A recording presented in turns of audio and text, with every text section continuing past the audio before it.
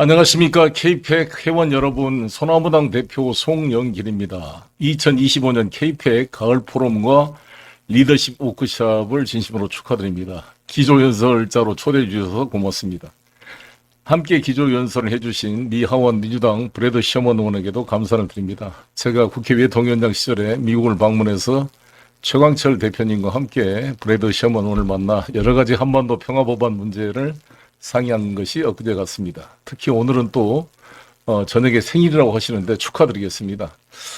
한반도는 지금 전쟁 상태입니다. 아시다시피 테크니컬 워 시츄에이션입니다. 아마 세계사에 이렇게 긴 휴전 상태도 없을 겁니다.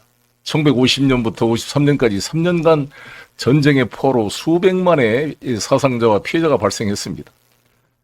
그런데 지금도 아미스티스 휴전 상태에서 아직도 종전선언조차 하지 못하고 평화협정이 체결되고 있지 않습니다. 이에 대해서 미국 국회의원들께서 한반도 평화협정 법안을 적극 추진해 주신 것에 대해서 진심으로 감사를 드립니다. 저는 오바마 대통령 취임식 때 그 추운 날 워싱턴까지 직접 왔습니다. 오바마 대통령한테 기대를 많이 했습니다. 그러나 실망이었습니다. 소위 스트래티직 페이션스라는 전략적 인내로 한반도 문제를 방치했습니다. 이명박 박근혜 보수 정권에 끌려다녔습니다. 조 바이든 대통령 때도 마찬가지입니다. 한미일 삼각 군사협력 강화, 소위 2023년 캠프 데이비드 협상을 통해 아시아판 나토를 만들려고 하면서 오히려 동북아의 군사적 긴장을 강화하는 방향으로 나갔습니다. 뭔가 대안을 제시 못했습니다. 저는 트럼프 대통령이 여러 가지 기후변화 문제라든지 국내 정치, 민주주의를 대하는 태도에 대해서 많이 저는 실망하고 반대하는 입장을 가지고 있습니다. 그러나 적어도 한반도 평화 문제의 처리에 대해서는 트럼프 대통령을 높게 평가합니다. 역대 미국 대통령 중에 김정은 북한 지도자와 직접 만나 문제를 해결해보고자 했던 사람이 누가 있었습니까? 뭐 했습니까? 그동안 미국 대통령 여러분. 사실상 한반도 분단의 책임은 미국에도 상당히 있는 거 아닙니까? 그러나 유일하게 트럼프 대통령이 과감하게 볼드 어프로치를 해서 처음으로 2018년 6월 12일 날 싱가포르 회담을 했고요. 그 다음에 2019년도 2월 28일 날 하노이 회담을 했습니다. 근데 그 하노이 회담이 실패한 게 너무나 아쉽습니다, 사실.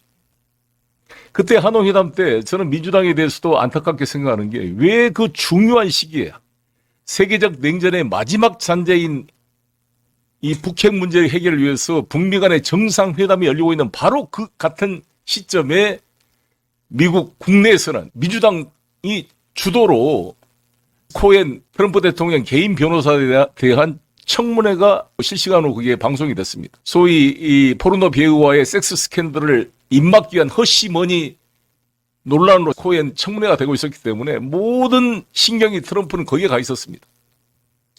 그날 제가 트위터를 보니까 트럼프 대통령이 하루에 한 5번 트위터를 했더라고요. 트럼프 대통령의 분노가 서려 있었습니다. 이 중요한 회담을 하려고 이 북한 대표와 이 미국 대표가 지금 하노이까지 와서 회담을 하고 있는데 미국 국내 정치는 여기에는 관심이 하나도 없고 오로지 코엔 청문회가 모든 뉴스를 다 커버하고 있었습니다. 트럼프 대통령은 좌절했을 것입니다. 이것을 존 볼턴이 이용해서 여기서 박차고 나와야 코엔 이 뉴스를 뒤엎을 수가 있다. 이렇게 아마 유혹했을 것입니다. 제가 이 존 볼턴 책을 읽어보니까 그렇게 자랑삼아 해놨어요. 어떻게 트럼프를 유도해서 노딜을 만들었는가. 결국 이러한 그 꼬임에 넘어가서 트럼프 대통령이 북한의 요구사항을 거절하고 60시간 넘게 기차를 타고 온 김정은에게 아무 성과도 주지 않고 바람을 맞췄습니다. 북한은 좌절했습니다. 당시 이용호 외교부장과 최선희 부부장의 기자회견을 보면 이런 이야기가 나옵니다. 미국의 셈법을 이해할 수가 없다. 다시는 이런 기회가 오지 않을 것이다. 그때 미국 언론들은 뭐라 그랬냐. 다 트럼프한테 잘했다고 박수를 쳤습니다. 그때 이 배드 딜보다는 노딜이 훨씬 낫다 이렇게 트럼프 잘했다고 박수를 쳤습니다. 민주당 낸시 펠로시 의장을 비롯해서 척 슈머 원내대표까지 다 트럼프 잘했다고 박수를 쳤습니다. 마르코 루비오 지금 국무장관인 그 공화당 상원의원도 대통령은 미국의 의미 있는 양보들에 대한 대가로 북한이 의미 없는 조처들을 포함한 합의에 속아 넘어오지 않았다. 린지 그레이엄도 박수를 치고 테드 크루즈 트럼프 대통령 잘했다. 낸시 펠로시도 잘했다. 초당적인 지지를 받았습니다. 그리고 밥 메넨데스 상원원도 잘했다 그러고요. 워싱턴 포스트, 월스트리트 저널 전부 박수를 쳤고 존 볼턴은 환호를 질렀습니다. 그러나 지금 트럼프 대통령이 후회하고 있습니다. 그때 존 볼턴한테 속았다. 그때 사인했어야 된다. 저도 그때 사인했어야 된다고 봅니다. 그렇지 않습니까? 이게 미국에 무슨 도움이 됐습니까? 그때 사인 안 해가지고. 그때 사인했으면 영변의 모든 핵시설을 다 폐기한다 그랬잖아요. 미국 핵 전문가들이 참관하도록 허용하겠다 그랬습니다. 아니 근데 다른 것까지 전부 다 CVI들을 다 해라 그러면 어떻게 북한이 그거를 완전히 믿고 하겠습니까? 93도 제네바 합의도 사실상 북미 양측에 다 책임이 있지만 무산됐던 것이고 미국은 대통령이 바뀌어버리면 전임 대통령이 했던 약속도 다 무시해버리잖아요. 트럼프 대통령도 뭐 파리 협약도 기후협약도 탈퇴하고 전임 행정부의 협정을 준수할 의사가 전혀 없습니다. 이런 미국을 믿고 자신들의 안보에 마지막 담보물인 핵을 완전히 포기한다는 게 쉬운 일이겠습니까? 입장을 바꿔놓고 생각해도. 그러니까 단계적으로 해야 되는데 어찌됐건 다른 지역에 시설이 있다 할지라도 11개 제재 중에 5개만 해제를 해주면 영변 핵시설의 모든 것을 다 철저히 폐쇄시키고 그거를 미국 핵 전문가들한테 공개하겠다 했는데 너무나 아쉬운 일입니다. 그리고 만약에 사인했다고 안 지키면 스냅백 조항으로 다시 제재를 부활시킬 수 있는 거 아닙니까? 핵시설을 한번 파기하면 복원하기 어렵습니다. 그러나 다시 제재하는 금방 쉬운 일 아니에요. 스냅백에 따라서. 이게 사인 안 한 게 무슨 미국에 도움이 돼요. 그 결과 사인을 안 해가지고 노딜이 돼서 지금 북한은 50개 핵무기가 넘어서 100개 핵무기를 보유하는 사실상 핵 무장 국가로 발전하고 있을 뿐만 아니라 지금 트럼프 대통령이 이번 에이펙 정상회담에서 김정은과 만나자고 이야기를 하더라도 김정은 쪽에서 비핵화는 꺼내지도 말아라. 아예 비핵화 하려면 만나지도 않겠다고 오히려 거부하고 있고 러시아와의 사실상 군사 동맹적 관계를 통해 레버리지를 가졌기 때문에 북한을 회담장에 끌어내기가 쉽지가 않습니다. 뭐 그때 노들이 왜 미국에 도움이 됐습니까? 대한민국에 도움이 됐습니까? 세계 안보에 도움이 됐습니까? 이런 어리석은 이 강경파들의 휘둘려서 2019년 2월 28일 이 노딜로 끝나는 것이 너무나 안타까운 일이 아닐 수 없습니다. 그러면 지금 이제 이 문제를 어떻게 풀어갈 것이냐. 지금 29일 날 트럼프 대통령께서 이제 한국을 방문한다 그럽니다. 에이펙 경주 정상회담에서 미중 정상회담도 열리고 한미 정상회담이 열릴 것 같습니다. 이 와중을 통해 트럼프 대통령이 김정은 위원장과의 정상회담을 추진하고 있는 것으로 알려져 있습니다. 이거 어떻게 해결할 것이냐.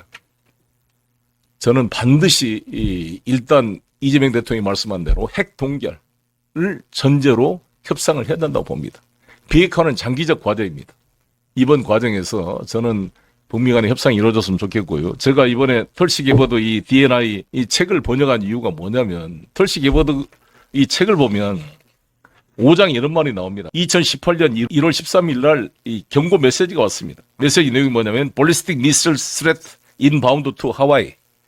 Seek immediate shelter. This is not a drill. 이라는 메시지. 이게 훈련이 아니다. 지금 탄도미사일이 하와이로 날아오고 있다.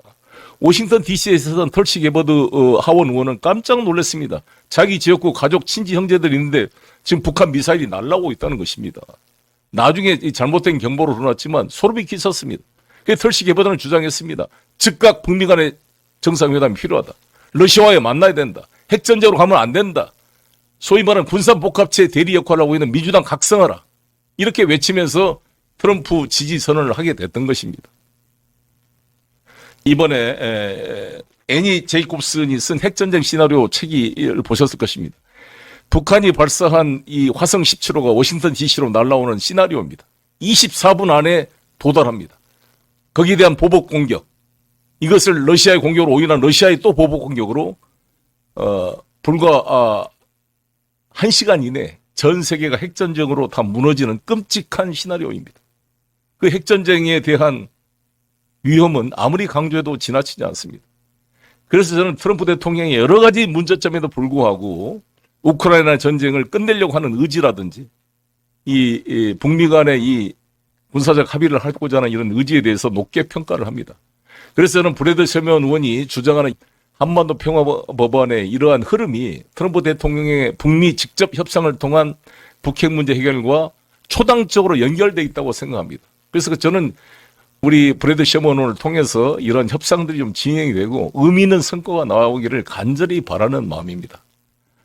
다시 한번 우리 한반도 평화를 위해서 노력해주고 계신 케이펙 회원 여러분과 브래드 셔먼 의원을 비롯한 한반도 평화법원에 서명해 주신 40명이 넘는 민주공화 양당 의원 여러분께 존경과 감사를 보냅니다. 이달 말 트럼프 대통령과 김정은 위원장 간의 성공적인 정상회담이 이루어지기를 간절히 바라는 마음입니다. 이상입니다.